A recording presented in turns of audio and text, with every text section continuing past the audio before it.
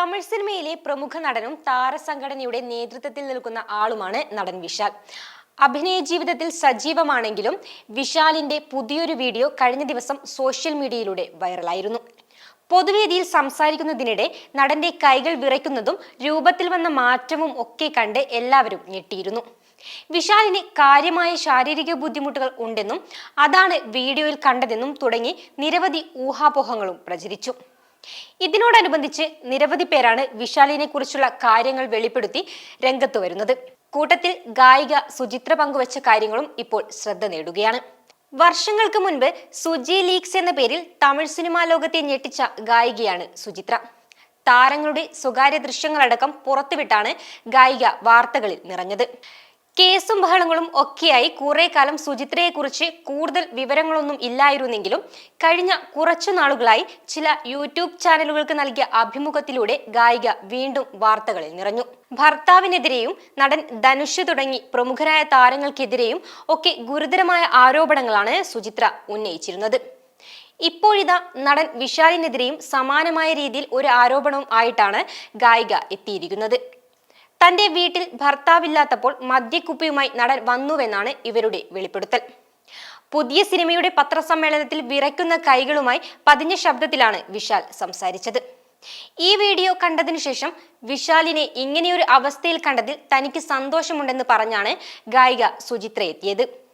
മാത്രമല്ല, ഒരിക്കൽ വിശാൽ ഒരു കുപ്പി വൈനുമായി തന്റെ വീട്ടിലെത്തിയ സംഭവവും താരം പങ്കുവച്ചു. ആദ്യ ഭർത്താവ് കാർത്തിക് കുമാറിനൊപ്പം താമസിക്കുമ്പോഴാണ് ഈ സംഭവം നടക്കുന്നത്. ഒരു ദിവസം രാത്രി കാർത്തിക് കുമാർ വീട്ടിലില്ലാത്ത സമയത്ത് വീടിന്റെ വാതിലിൽ മുട്ടുന്ന ശബ്ദം കേട്ടു. താൻ വാതിൽ തുറന്നപ്പോൾ നടൻ വിശാലാണ് വന്നത്. അദ്ദേഹം മദ്യലഹരിയിലാണെന്ന് മനസ്സിലായി. അകത്തേക്ക് വരുന്നുണ്ടോ എന്ന് ചോദിച്ചെങ്കിലും ഇല്ലെന്ന് പറഞ്ഞു. മാത്രമല്ല, വൈൻകുപ്പി തരാൻ വന്നതാണെന്ന് വിശാൽ പറയുകയും ചെയ്തു. ഭർത്താവിന്റെ അഭാവത്തിലാണ് അന്ന് വിശാൽ വീട്ടിലെത്തിയത്. മാത്രമല്ല, അതിനുശേഷം അദ്ദേഹം കാർത്തിക് കുമാറിനെയും ഗൗതം മേനോനെയും കുറിച്ച് അസഭ്യം പറയുകയും ചെയ്തു. വിശാൽ നിങ്ങളെ പറ്റി എന്തെങ്കിലും പറഞ്ഞിട്ടുണ്ടോ എന്ന ചോദ്യത്തിന് ഇല്ലെന്നായിരുന്നു സുചിത്രയുടെ മറുപടി. മാത്രമല്ല, ഒരു പൂച്ച വന്ന് ശല്യപ്പെടുത്തിയതുപോലെ മാത്രമേ തോന്നിയിട്ടുള്ളൂ എന്നും സുചിത്ര പറഞ്ഞു. വിശാൽ സുഖം പ്രാപിക്കുന്നതിന് വേണ്ടി നിരവധി പേരാണ് പ്രാർത്ഥിക്കുന്നത്.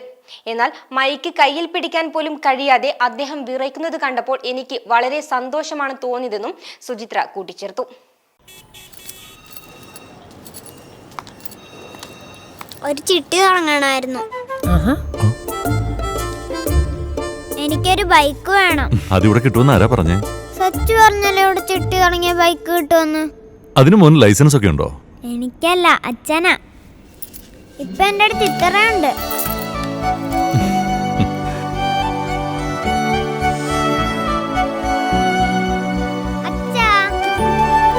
അച്ഛന് ബൈക്ക് വാങ്ങാൻ വന്നതാ മോൻ. ഇത്തരം കൊച്ചു കൊച്ചു കരുതലുകളല്ലേ നമ്മുടെ വലിയ സമ്പാദ്യം. Shri Gokulam chit and finance.